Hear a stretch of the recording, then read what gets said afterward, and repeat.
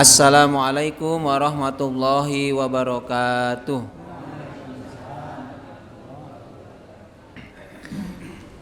Innal hamdalillah nahmaduhu wa nasta'inuhu wa nastaghfiruh wa na'udzu billahi min sururi anfusina wa min sayyiati a'malina. May yahdihillahu fala mudhillalah wa may yudlil fala hadiyalah. Asyhadu an la ilaha illallah wahdahu la syarikalah wa asyhadu anna Muhammadan abduhu wa rasuluh la nabiyya ba'dah. Allahumma sholli ala Muhammad wa ala ali Muhammad. Rabbi shrah li sadri wa yassir li amri wahlul 'uqdatam min lisani yafqahu qawli. Amma ba'd.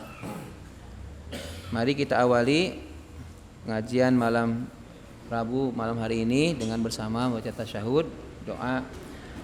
A'udzu billahi minasy syaithanir rajim. Bismillahirrahmanirrahim.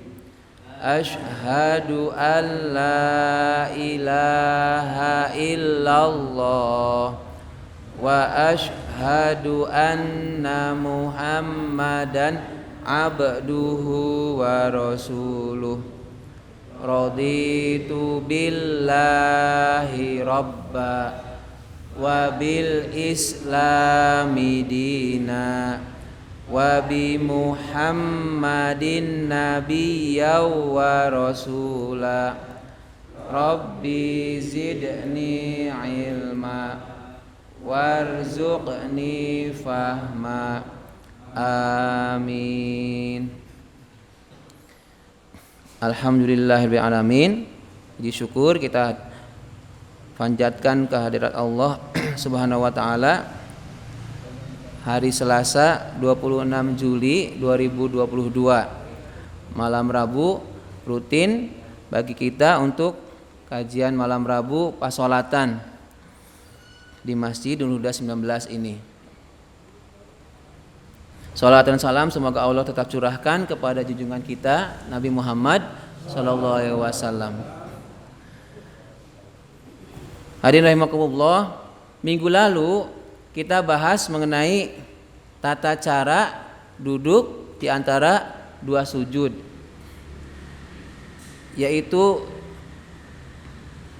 kaki kiri ditekuk, dilipat, kemudian kaki kanan ditegakkan, jari-jarinya menghadap ke kiblat. Ada juga yang buat iqo, yaitu kedua tumitnya disentuhkan ke bokong. Kemudian kakinya, jari-jarinya ditegakkan, dirapatkan. Apa yang perlu dicatat dalam duduk di antara sujud? Yaitu tumakninahnya.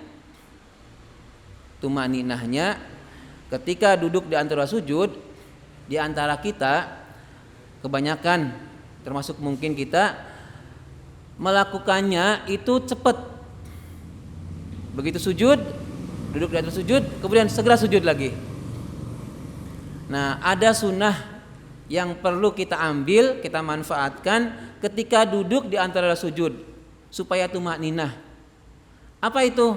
Yaitu membaca doa atau bacaan duduk di antara dua sujud. Nah, malam hari ini kita akan membahas itu. Bacaan doa di antara dua sujud. Kita akan menggunakan dua doa bacaan di antara dua sujud sebagaimana yang ada dalam modul kita, yaitu halaman 8 dan halaman 9.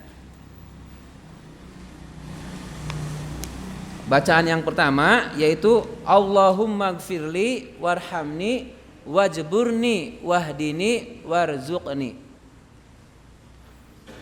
Bacaan yang kedua yaitu Rabbi gfirli warhamni wajburni warfa'ni warzuqni wahdini. Ada yang menambahkannya wa'afini wa'fu anni. Jadi dua doa duduk di antara sujud ini yang akan kita bahas. Saya buat dulu pernyataannya bahwa pada saat duduk di antara dua sujud kita manfaatkan momen itu, rukun itu untuk memohon kepada Allah. Dalam bacaan yang pertama itu setidaknya ada 5 permohonan yang kita panjatkan kehadirat Allah Subhanahu wa taala dalam keadaan duduk dalam sholat. Kita akan bahas, kita akan kaji apa saja yang 5 permohonan itu. Kalau kita sudah tahu bacaannya, artinya, maknanya, kita resapi, mudah-mudahan itu akan berimbas. Apa imbasnya? Yaitu ketika duduk di antara sujud kita maksimalkan duduk di antara sujudnya tidak cepat. Jadi ada apa? Dinikmati itu bacaan doanya. Kalau ada 5 permintaan atau 5 doa itu setidaknya 5 detik. Duduk di antara sujud kita itu 5 detik. Dengan asumsinya setiap permohonan 1 detik. Allahumma gfirli warhamni wajburni wahdini warzuqni. Anggap 5 detik. Itu kan lumayan. Jadi ada posisi rileksnya ada, dapat secara medisnya, punggung juga lurus ketika duduk itu. Kan enak, tidak kemerungsung. Jadi sasaran kita itu setelah kita pelajari ini, Bapak Ibu kita semua memanfaatkan momen duduk di antara sujud untuk berdoa sungguh-sungguh. Kita mulai dari yang pertama, bacaan yang pertama. Nanti bacaan yang kedua mirip, redaksinya cuman berubah, beda-beda, tapi isinya atau di dalamnya itu hampir sama. Biar adil ya, biar sama Bapak Ibu juga membaca. Silakan dibuka halaman 8. Yang modulnya ini modul kuning kesolatan. Yang sudah hafal alhamdulillah ya, ini karena sudah rutin kita baca ya. Saya bismillah karena ini karena perbuatan baik ya. Kalau pas sholat gak usah pakai bismillah. Bismillahirrahmanirrahim. Allahumma gfirli warhamni wajburni wahdini warzuqni. Bapak Ibu kalau melihat dalam teksnya itu di akhirnya ada iya. Allahumma gfirli berarti panjang.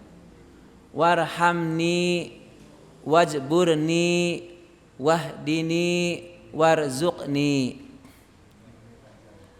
Kenapa itu panjang? Ada iyanya, itu menunjukkan dari kata ana, saya sebagai milik ya. Allahumma gfirli, ya Allah ampunilah aku.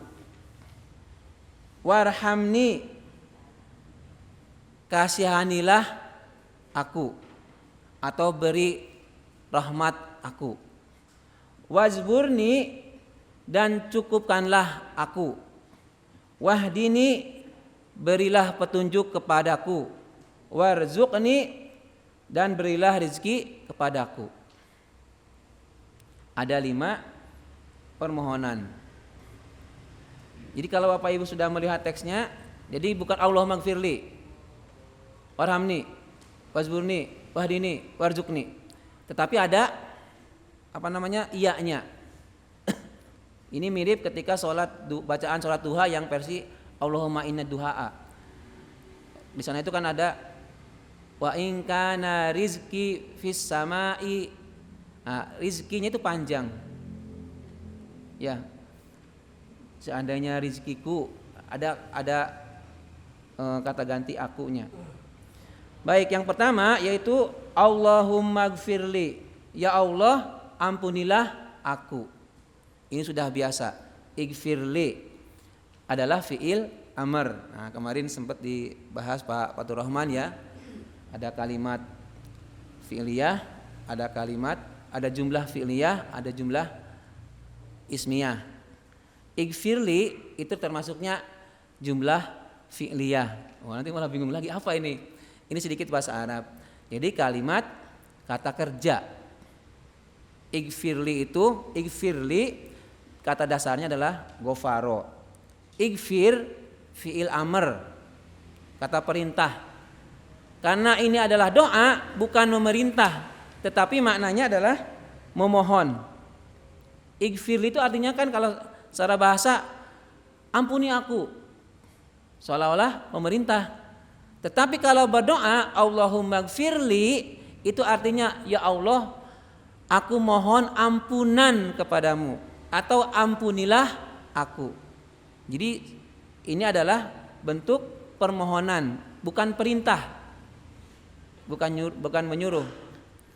Nanti kadang kalau dalam bahasa Indonesia itu kan intonasi yang diucapkan itu bisa mempengaruhi makna, meskipun katanya sama.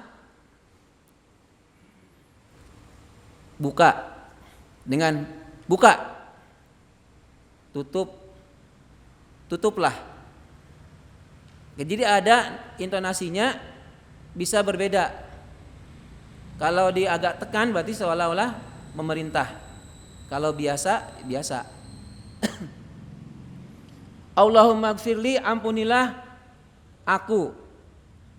Apa ini? Gofaro itu dari kata gofaro, igfirli dari kata gofaro, artinya menutupi, jadi menutupi. Ada kata-kata magfiroh, itu berarti ampunan.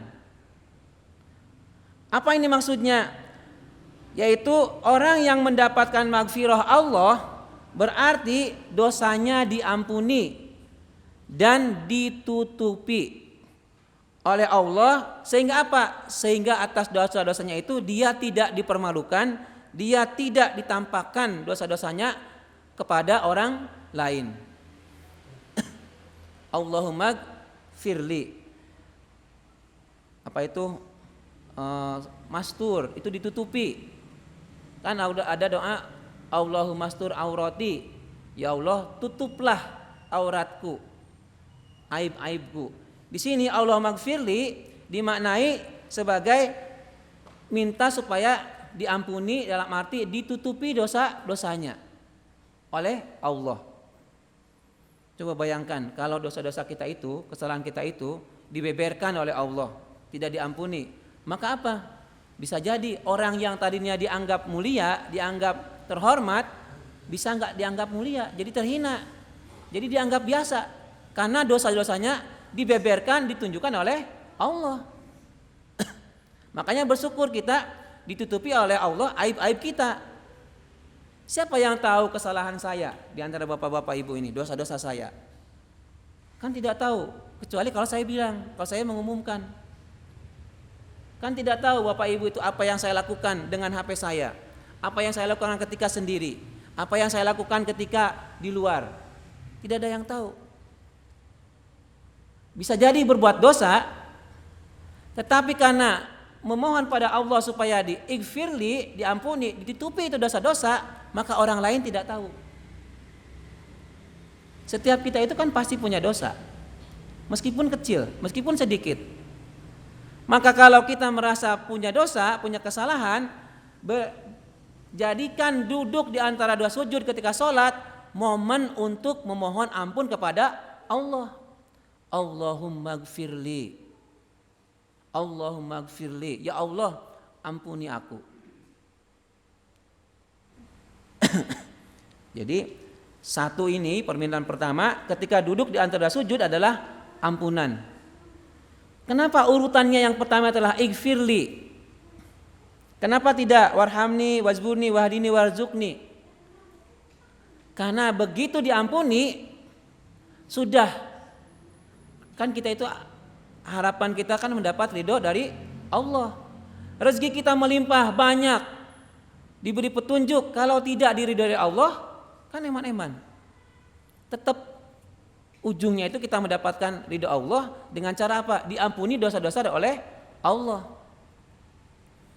Maka manfaatkanlah duduk di antara sujud itu untuk berdoa mohon ampun kepada Allah. Sudah tahu begini, Allahumma gfirli.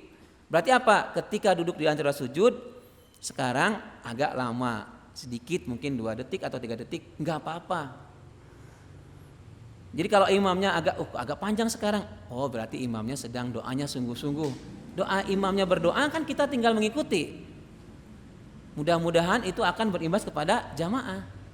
Jadi nggak usah gelendeng ya, gerendengan. Sesuai banget sih imamnya, ya karena bacaannya si imam itu sedang memohon kepada Allah. Meskipun ada catatan ya, kalau jelas-jelas imam itu melihat ada jamaahnya, misalnya secara fisik itu kalau pas duduk di antara sujud itu gak kuat, maka kita harus tahu diri. Maksudnya imam harus tahu diri. Oh ini ada makmum yang dia kalau duduk lama, duduk lama gak kuat. Kan kita ya ada teman kita ya Pak, biasanya duduknya di sana. Saya kalau pas di belakangnya atau di sampingnya jadi tahu, oh iya. Karena pas duduk di antara sujud itu diangkat, nggak bisa seperti biasa begini, tapi nggak diangkat, gini agak.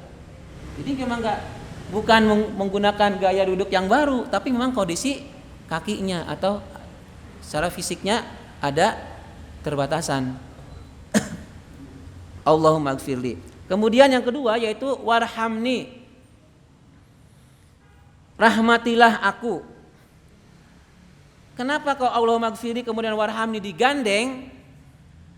Rahman kemarin sudah dibahas ketika bacaan basmalah dan surat Al-Fatihah, Ar-Rahman Ar-Rahim. Sekarang saya mengulang sedikit. Kenapa Allahumma gfirli warhamni itu digabung? Jadi begini, Allahumma gfirli itu kan nanti kita bentuknya dapatnya magfirah, diampuni. Lalu ketika sudah diampuni, warhamni, ya Allah berikanlah rahmat kepadaku. Yaitu apa rahmatnya? Berupa hukuman atau siksaan karena Allah memberikan ridho kepada kita. Rahmatnya itu adalah bentuk ridho. Allahumma gfirli warhamni. Ada orang yang ditutupi dosanya, tetapi bisa jadi tetap mendapatkan sanksi. Kalau dalam kasus itu kan bisa jadi dia dalam secara keluargaan oke, beres, aman, damai. Tetapi secara hukumnya kan bisa dilanjut. Nah, ketika membaca Allahumma gfirli warhamni, kita mohon pada Allah supaya diampuni dan jangan diberi hukuman. Orang itu kan bisa kamu diampuni, misalnya ada pengurangan hukumannya kalau dia bersalah misalnya. Ini enggak, dia salah diampuni dan tidak diberi hukuman. Itu permintaan kita kepada Allah. Allahumma gfirli warhamni. Rahmatnya Allah itu berupa apa? Kita dibebaskan, tidak diberikan atau diselamatkan oleh Allah dari hukuman siksa. Karena apa? Karena Allah ridho dengan apa yang kita lakukan setelah kita mohon ampun. Allahumma gfirli warhamni. Itu bukan sekedar rahmatnya, kasih sayang Allah. Nah, kasih sayang Allahnya itu adalah Allah tidak memberikan hukuman kepada kita. Perkara nanti dikabulkan atau tidak, kita itu manusia ikhtiar. Berdoa sebanyak-banyaknya, berdoa sesungguh-sungguhnya, Allah yang akan mengabulkan. Mungkin hari ini belum dikabulkan, besok akan dikabulkan. Pokoknya kita pada Allah husnudon. Ada rojaknya, ada mengharapnya itu tinggi. Jangan berharap kepada makhluk. Kemudian yang ketiga yaitu wajburni, dan cukupilah aku. Di sini diartikannya kok cukup? Apanya yang dicukupkan? Ya kebutuhan-kebutuhan kita. Beda dengan Allah Al-Jabbar. Jabbar itu artinya dimaknai juga dengan memaksa. Memaksa untuk mencukupi. Wajburni artinya ya Allah berikanlah kecukupan kepadaku. Setelah Allah ampuni, setelah Allah tidak memberikan hukuman, mohon kepada Allah supaya tidak diberi hukuman, kita dicukupkan kebutuhan-kebutuhan kita. Wajburni.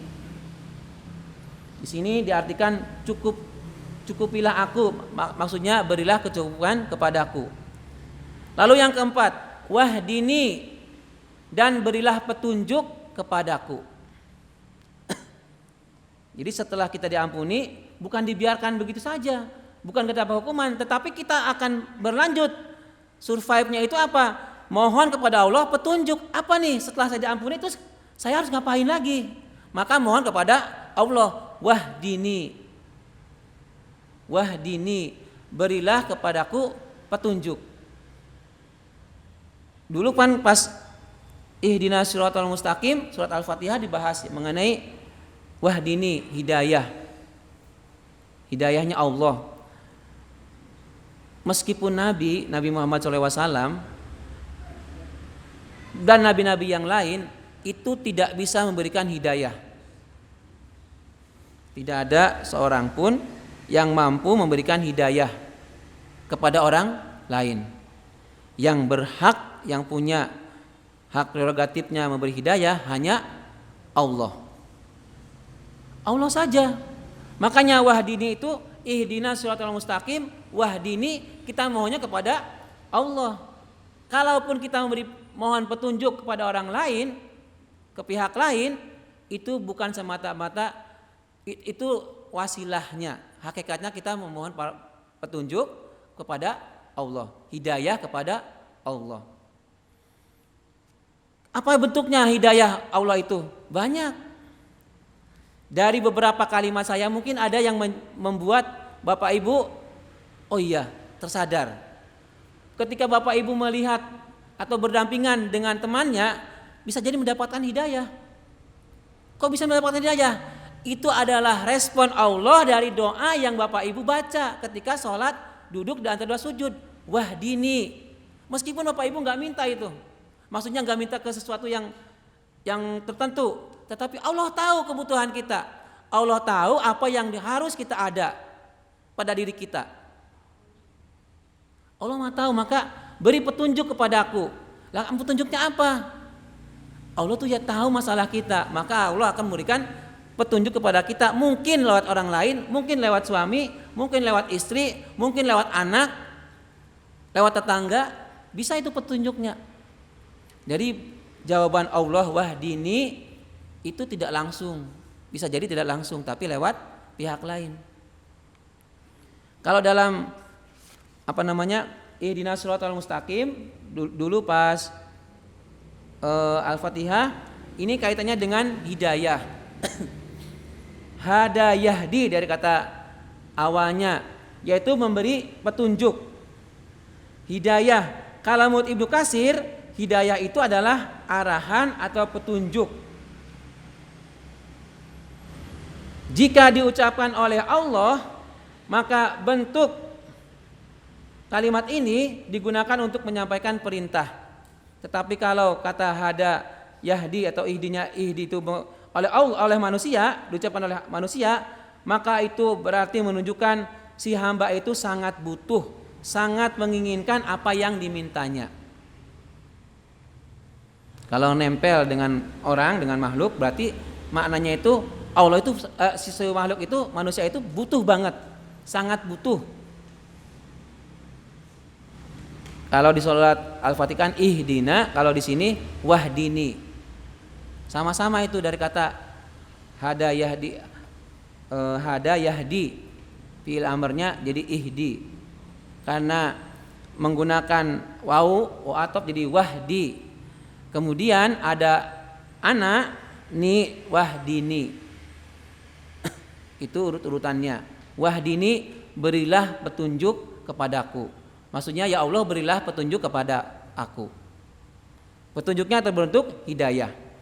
Hidayahnya Bapak Ibu perlu diingat, bisa lewat orang lain, suami istri seperti yang saya sampaikan. Dan hidayah itu tidak langsung.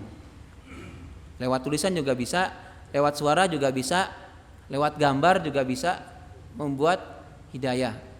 Lewat peristiwa-peristiwa juga bisa membuat orang hidayah. Saya menyampaikan itu kemarin hari Sabtu ya di depan ibu-ibu PRA. Apa itu contohnya orang itu bisa mendapatkan hidayah. Hidayah bukti bahwa Allah itu memberikan hidayah. Ada orang barat, orang luar negeri itu dia melihat diceritakan temannya yang muslim kalau pipis itu bukan berdiri, jongkok. Dia ceritakan kalau dalam Islam itu pipisnya jongkok, kemudian sebisa mungkin tidak menghadap kiblat. Sementara si bule ini dia awalnya kalau pipis sembarangan, ngadeg, cur, kemudian udah masukin lagi, tidak dibersihkan. Sementara si muslim ini cerita Islam itu sangat peduli dengan kebersihan, terutama pas pipis atau pas BAB. Kenapa? Begitu pipis disiram minimal dengan air 3 kali. Kalau tidak ada dengan daun-daun atau batu, daun-daun yang tidak buahnya atau itunya tidak dimakan, atau bebatuan yang suci. Saking pentingnya harus bersih. Sampai sebegitunya diceritakan, kenapa sampai bersih itu? Kemudian si bule ini dia searching. Kenapa sih harus bersih?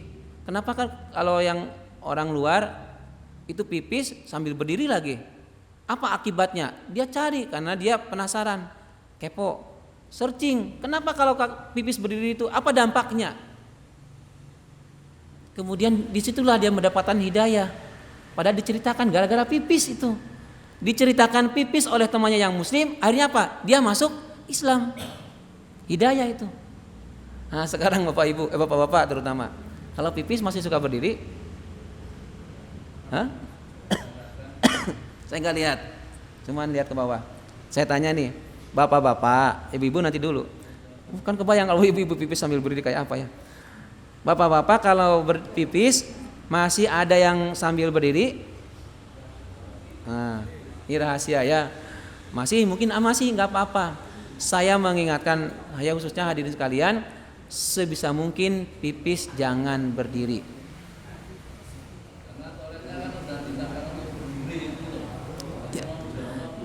Nah, itu makanya kenapa kau sih kan ini ceritanya nih, kenapa si muslim itu kenapa kamu nggak pipis? Enggak di tempat yang itu. Islam nggak mengajarkan pipis di tempat yang berdiri, apalagi terbuka kelihatan di samping-sampingnya misalnya. Itu asalnya memang begitu. Nah, bagaimana kalau adanya itu? Sebisa mungkin kita cari yang bukan untuk pipisnya itu berdiri untuk laki-laki. Ya kemasuk. Kalau harus menunggu ya menunggu. Supaya apa? Pipis kita itu dalam keadaan tidak berdiri. Kalau teman saya ini namanya Pak Andi. Dia ini memang sepele tapi penting. Jadi sebelum pipis sebisa mungkin itu kalau pas di toilet itu disiram dulu. Sebelum kena air pipis itu disiram dulu. Supaya apa? Begitu ini bukan sarul ya. Begitu air pipis itu ngalir, langsung nyerap kemudian ngalir. Jadi enggak menyerap di toiletnya itu. Jadi siram dulu 1 kali apa 2 kali, 3 kali biar basah, baru kita basahi dengan air pipis. Kemudian disiram. Syukur-syukur kalau pas pipis langsung disiram. Begitu pas ngalir barang. Jadi si air tuh pipis itu nggak nempel di sana tapi langsung, cuma lewat langsung, nggak ngendap.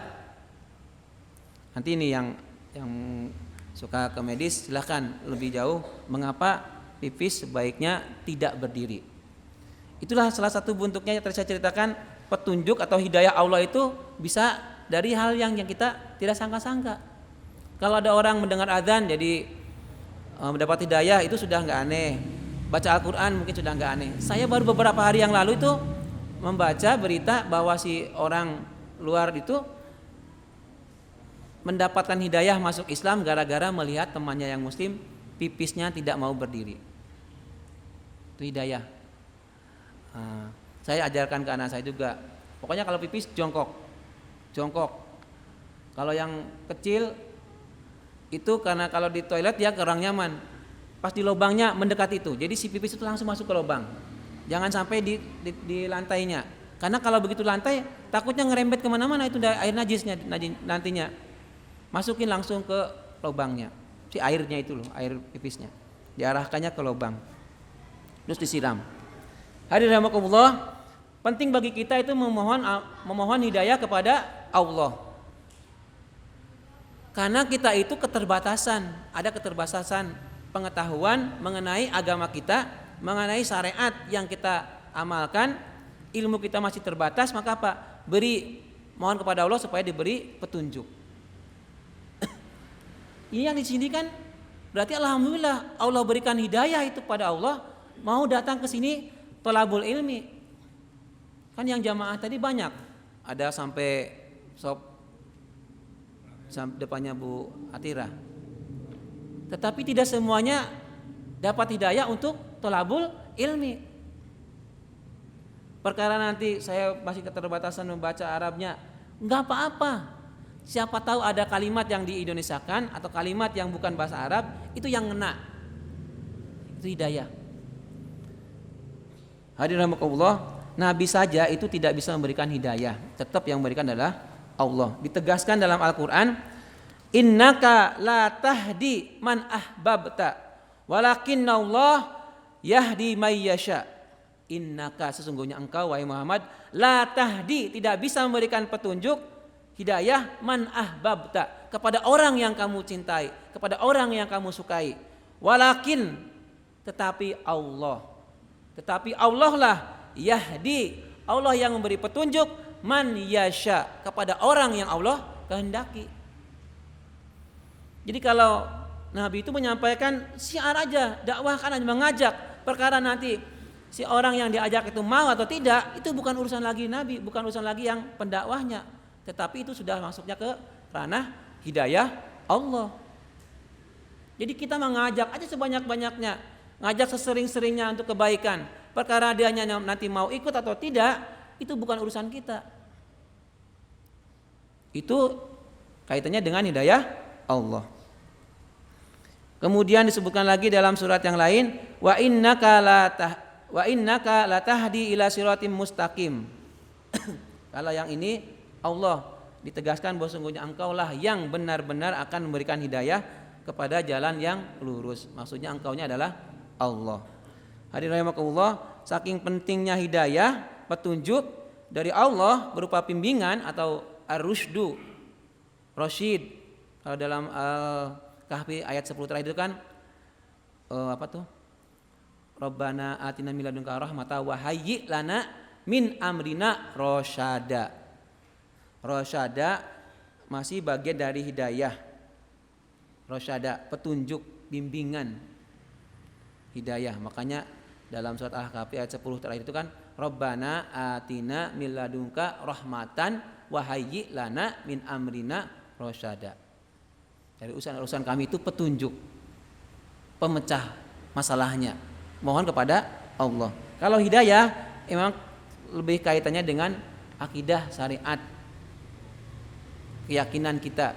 Kalau petunjukan rusdu itu tidak harus terkait dengan hidayah, dengan akidah, tapi bisa dengan misalnya petunjuk masalah, memecahkan masalah di keluarganya kah atau di umatnya, di masyarakat, rusdi, rosyada. Maka saking pentingnya memohon hidayah, itu sama oleh Allah diwajibkan bagi orang muslim memohon hidayah itu sebanyak berapa kali? Ayo dihitung, ditebak. Berapa kali? 17 kali. Kapan itu? Ketika membaca Al-Fatihah dalam sholat.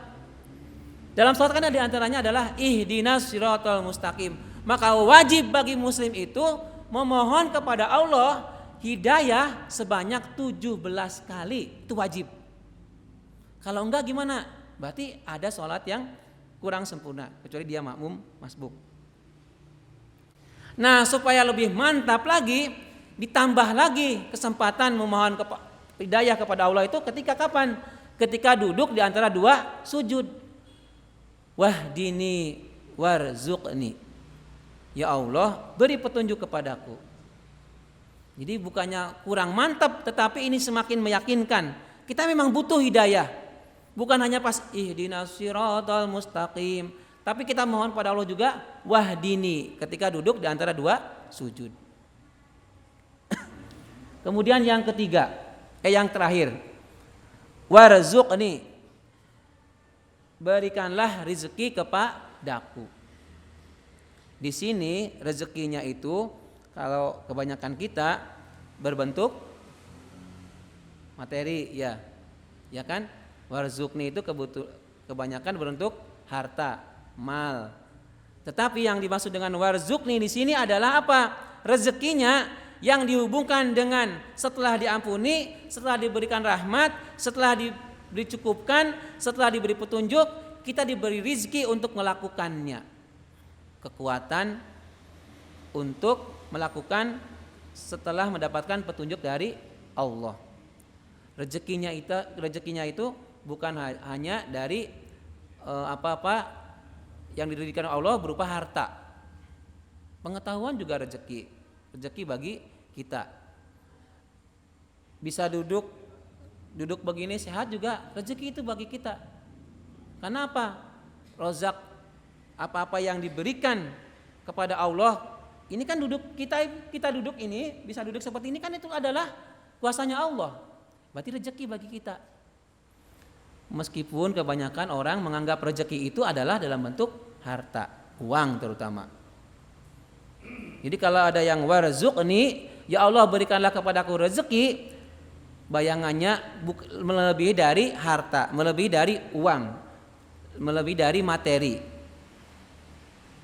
Kalau punya uang banyak, dulu pernah disampaikan kalau nggak salah ya. Kalau punya uang banyak, uangnya banyak, tapi tidak bisa mengelola, bagaimana nantinya? Malah bisa jadi dihambur-hamburkan gak bermanfaat, atau malah ditipu orang.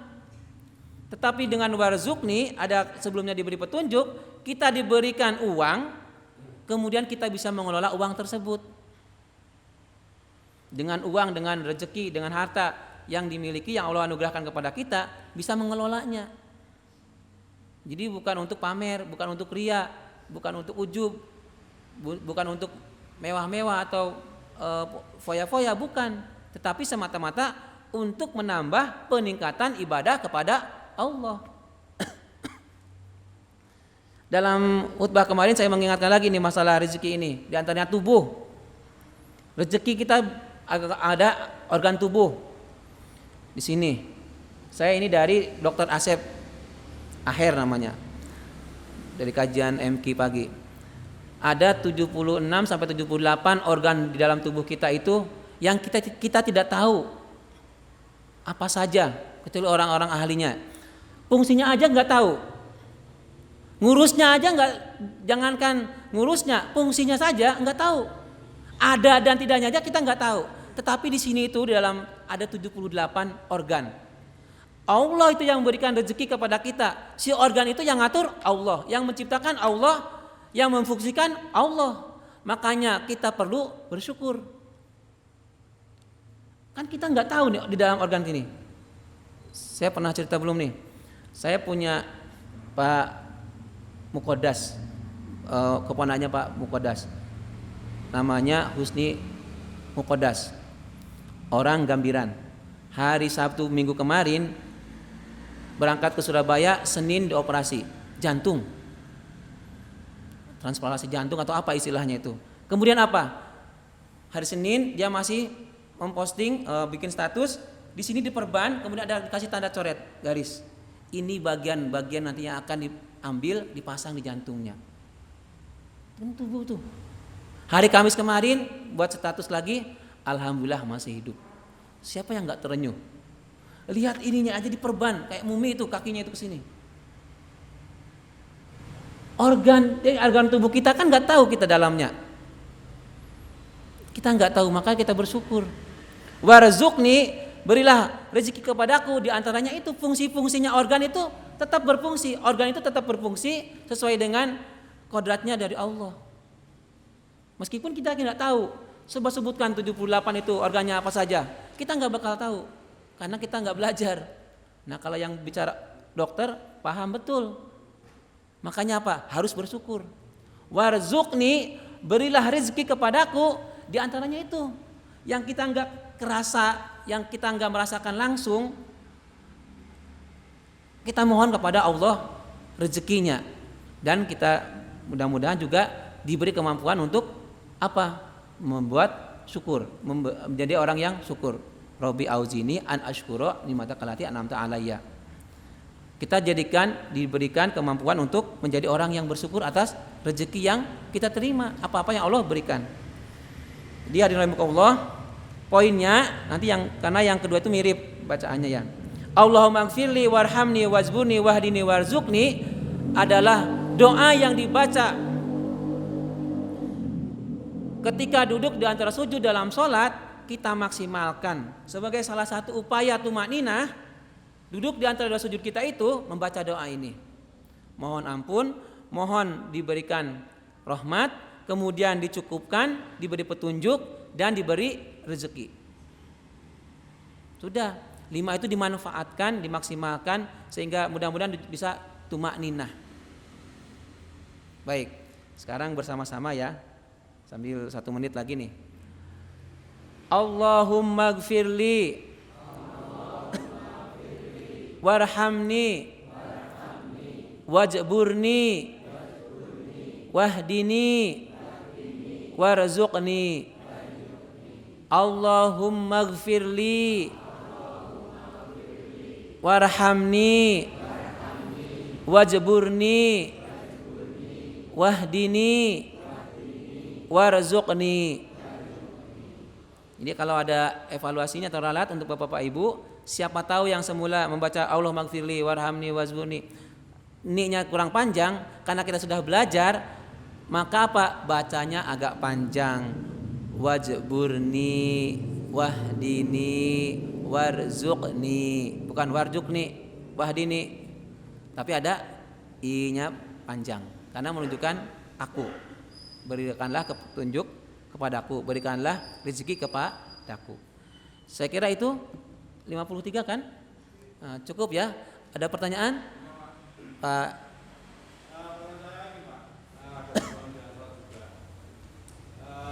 Kaidah sholat di belakang imam itu yang katanya satu, kita rapi pakai gimana dan bisa.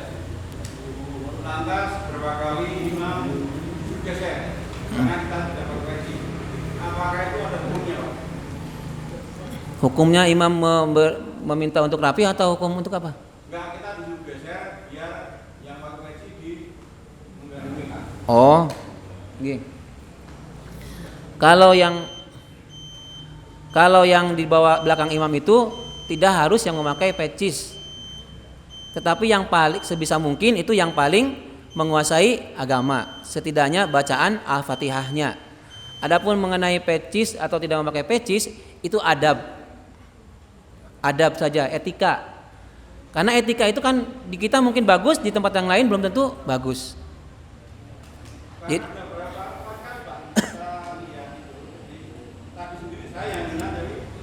daripada nanti jatuh fitnah, saya tanyakan, apakah mungkin pandangan imam nggak pakai pecis nggak bisa ganggu, misalnya imam berangan gimana? Itu aja ya. Jadi kita luruskan ya, bahwa di belakang imam itu tidak harus orang yang memakai pecis. Bukan patokan pecis itu berarti dia paling bagus agamanya. Koruptor itu pakai pecis itu kalau pas di sidang. Kurang gimana coba itu? Yang para penjahat-penjahat itu kudungan itu kalau pas lagi sidang. Jadi tidak jadi patokan pecis itu sebagai untuk pas di belakang imam. Nah, tapi yang merasa dirinya lebih bisa sebaiknya di belakang imam persis. Karena kalau saya pun jadi imam, kalau yang di belakang itu kurang gimana tuh agak deg-degan juga. Kemarin saya agak salah itu kan, jauh itu yang meralat saya, bukan yang di belakang. Kadang saya juga soalnya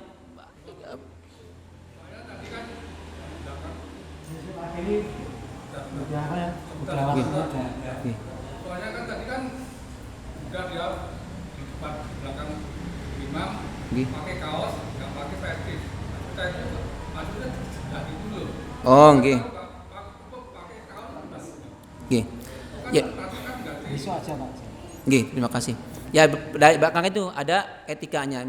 Harus tahu dulu, harus memang adabnya antara sholat berjamaah itu Kalau emang memakai kaos, apalagi kaosnya habis dari tempat jauh, ada tulisannya, sebaiknya di pinggir yang enggak jarang orang itu bisa lihat. Itu karena mungkin ketidaktahuan, maka dia memaksa untuk di depan, di belakang persis imam.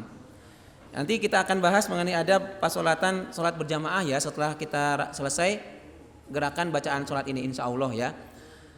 Saya kira itu sudah waktu isya, kita akhiri dengan baca doa kafaratul majelis. A'udzu billahi minasy syaithanir rajim. Bismillahirrahmanirrahim. Subhanakallahumma wa bihamdika asyhadu an la ilaha illa anta astaghfiruka wa atubu ilaik. Alhamdulillahi rabbil alamin. Assalamualaikum warahmatullahi wabarakatuh.